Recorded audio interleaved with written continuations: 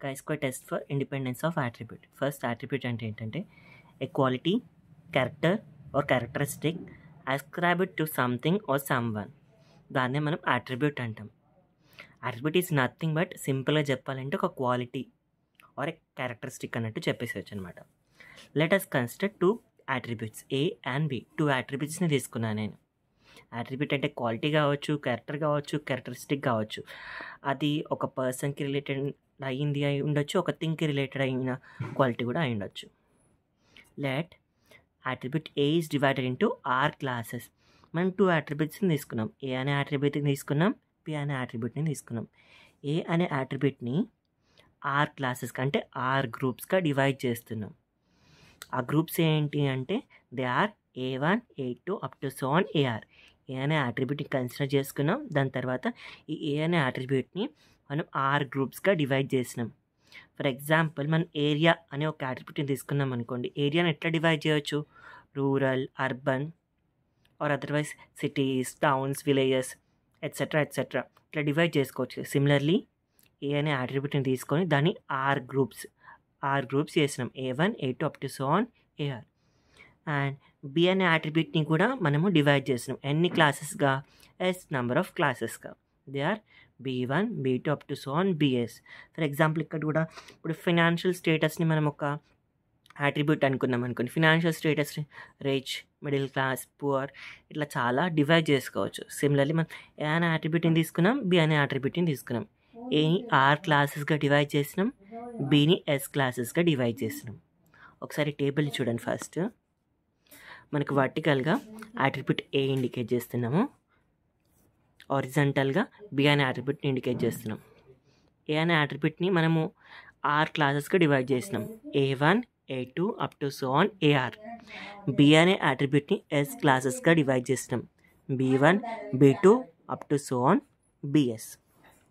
First ఈ bracket ఏదైతే ఉందో దాని మీనింగ్ ఏంటిదంటే నంబర్ ఆఫ్ అని. Number of people having the attribute A1 and B1. Bracket indicates number of people having attribute A1 and B1. ఇక్కడ number of people having attribute A1 and B2. Similarly ఇక్కడ number of people having attribute A1 and BS. Same ఇక్కడ number of people having attribute A2 and B1. Number of people having attribute A2 and B2. Number of people having attribute A2 and BS. Number of people having attribute AR and B1. Number of people having attribute AR and B2. Number of people having attribute AR and BS. ఇట్లా fill చేసుకోవాలి టేబుల్ని. మనం ఇవన్నిటిని total చేస్తే ఏమొస్తుందంటే number of people having attribute A1 ఇటు ఇదంతా total చేస్తే ఏమొస్తుంది? Number of people having attribute A2. Similarly ఇక్కడ number of people having attribute AR.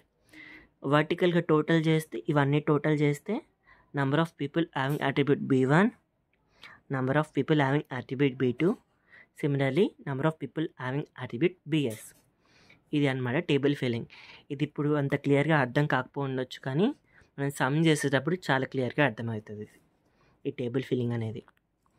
Next ఈ టేబుల్ గురించి AI బ్రాకెట్లో AI indicates number of persons with attribute AI. Bracket BJ indicates number of persons with attribute BJ. Bracket AI BJ రాస్తే it indicates number of persons with attribute AI and BJ. మనం summation I equal to 1 to R AI is equal to summation J equal to 1 to S BJ is equal to N. N అంటే capital N అంటే grand total. ఇవన్నీ total చేసిన NA వస్తుంది, ఇవన్నీ total చేసిన NA వస్తుంది. ఈ టోటల్ అండ్ ఈ total, vertical total and horizontal total, ఈ రెండు టోటల్స్ కూడా సేమ్ ఉంటాయి అండ్ దీన్ని గ్రాండ్ టోటల్ అంటారు. గ్రాండ్ టోటల్ ఇదేమో రో టోటల్స్, ఇవి కాలమ్ టోటల్స్. అండ్ ఇది అన్ని మనము కాలమ్ టోటల్స్ని యాడ్ చేసినా అన్ని రో టోటల్స్ని యాడ్ చేసినా కూడా గ్రాండ్ టోటల్ వస్తుంది. ఇదన్నమాట summation I equal to 1 to R AI is equal to summation J equal to 1 to S BJ is equal to N, which is nothing but grand total. ఇప్పుడు actual ప్రొసీజర్లోకి enter అవుతే first step మనం ఏం తీసుకుంటాం, null hypothesis. యాక్చువల్గా ఈ test ఎందుకు చేస్తాం మనము, 2 అట్రిబ్యూట్స్ అనేవి ఇండిపెండెంటా కాదా అని చెప్పడానికి ఈ టెస్ట్ని చేస్తాం. chi-square test for independence of attribute. So null హైపోథెసిస్లో ఏం తీసుకోవాలంటే the attributes A and B are independent. Next alternate హైపోథెసిస్లో the attributes A and B are not independent. Next step వచ్చేసరికి మనకు level of significance. By default అయితే 5% తీసుకుంటాం, క్వశ్చన్లో ఏదైనా ఇస్తే అది తీసుకుంటాం. తర్వాతి స్టెప్ మనకు టెస్ట్ స్టాటిస్టిక్. ఇక్కడ probability of AI. Probability of AI అంటే ఎట్లా చెప్పొచ్చు మనం, number of people having attribute AI divided by total number of people. So number of people, నేను బ్రాకెట్ అంటేనే చెప్పినా కదా నెంబర్ ఆఫ్ పీపుల్ ఇండికేట్ చేస్తుందని. Number of people having attribute AI by total number of people అంటే capital N. So P of AI ఏమవుతుంది, bracket AI by N, number of people having attribute AI by total number of people. Similarly, probability of bj is number of people having attribute bj by total number of people. And next, probability of ai and bj. And అంటున్నా నేను. So మధ్యలో operator మనకి ఏమొస్తుంది, intersection. Probability of AI BJ is equal to probability of AI intersection BJ. మనకు ప్రాబబిలిటీలో ఇది తెలుసు కదా, P of A intersection B is equal to P of A into P of B. ఇలా రాసుకోవచ్చు. ఎప్పుడు రాసుకోవచ్చు, ఏ అండ్ బి ఇండిపెండెంట్ అయినప్పుడు. సో ఇక్కడ మనం ఏ అండ్ బిని ఇండిపెండెంట్ అనుకుంటున్నాం కాబట్టి పి ఆఫ్ ఏఐ ఇంటర్సెక్షన్ బీజేని P of AI into P of బీజేగా రాసుకోవచ్చు. And what is P of AI, number of people with attribute AI by N. And what is P of BJ, number of people with attribute BJ by N. ఇవి రెండు కూడా ఇక్కడ substitute చేసేసుకున్నాం. So మనకి ఏమొచ్చింది, probability of AI BJ is equal to number of people with attribute AI by N into number of people with attribute BJ by N. దాని తర్వాత ఇంకోటి ఏంటంటే వి నో దట్ ఎక్స్పెక్టెడ్ ఫ్రీక్వెన్సీస్ని ఎట్లా క్యాలిక్యులేట్ చేయాలి, grand total into probability. Expected frequency is equal to grand total into probability. So ఇది మనకి probability వచ్చేసింది, probability of AI BJ. So expected frequency of AIBJ is equal to grand total capital N into probability of AIBJ capital N into P of AIBJ. E of AIBJ is equal to capital N into P of AIBJ. P of AIBJ అంటే ఇది substitute చేసుకోండి, bracket AI by N into bracket BJ by N. ఒక n cancel అయిపోద్ది. మనకేం మిగులుద్ది, expected frequency, expectation of AIBJ is equal to bracket AI into bracket BJ by capital N. సింపుల్గా దీన్ని ఇదంతా ప్రాసెస్ గుర్తుంచుకోకున్నా సరే, ఎందుకంటే మనకు ఈ మోడల్లో సమ్స్ అనేవి ప్రాక్టికల్కి వస్తాయి, సమ్స్ వస్తాయి, ఎక్స్ప్లెనేషన్ థియరీ పార్ట్ మ్యాక్సిమం రాదు ఈ మోడల్ అనేది. సో ఎక్స్పెక్టెడ్ ఫ్రీక్వెన్సీస్కి డైరెక్ట్గా ఇది గుర్తుపెట్టుకోవచ్చు, row total into column total by grand total అని. Expectation of AIBJ is equal to row total into column total by grand total. ఇది గుర్తుపెట్టుకోండి.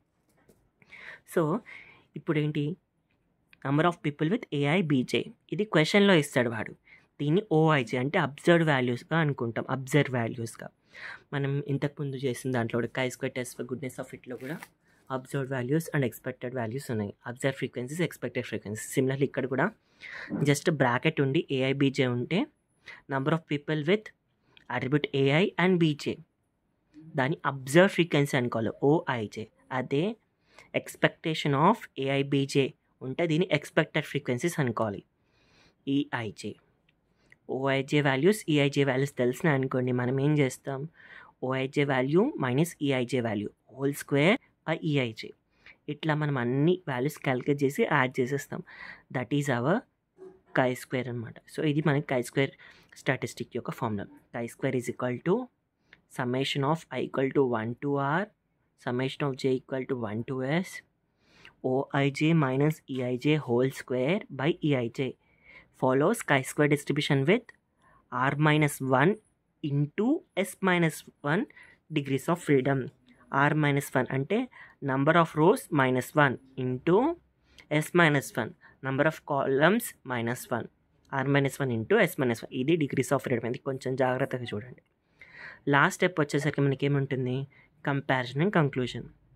ఇఫ్ chi² క్యాల్కులేటెడ్ వాల్యూ, ఈ క్యాల్కులేట్ చేసిన chi² వాల్యూ అనేది tabulated chi² value. ఈ tabulated chi² వాల్యూని కూడా మనం ఎక్కడ చూసుకోవాలి అంటే ఆల్ఫా లెవెల్ ఆఫ్ సిగ్నిఫికెన్స్ దగ్గర and r-1 into s-1 degrees of freedom దగ్గర.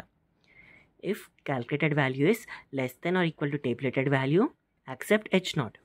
If calculated value is greater than tabulated value, reject H0.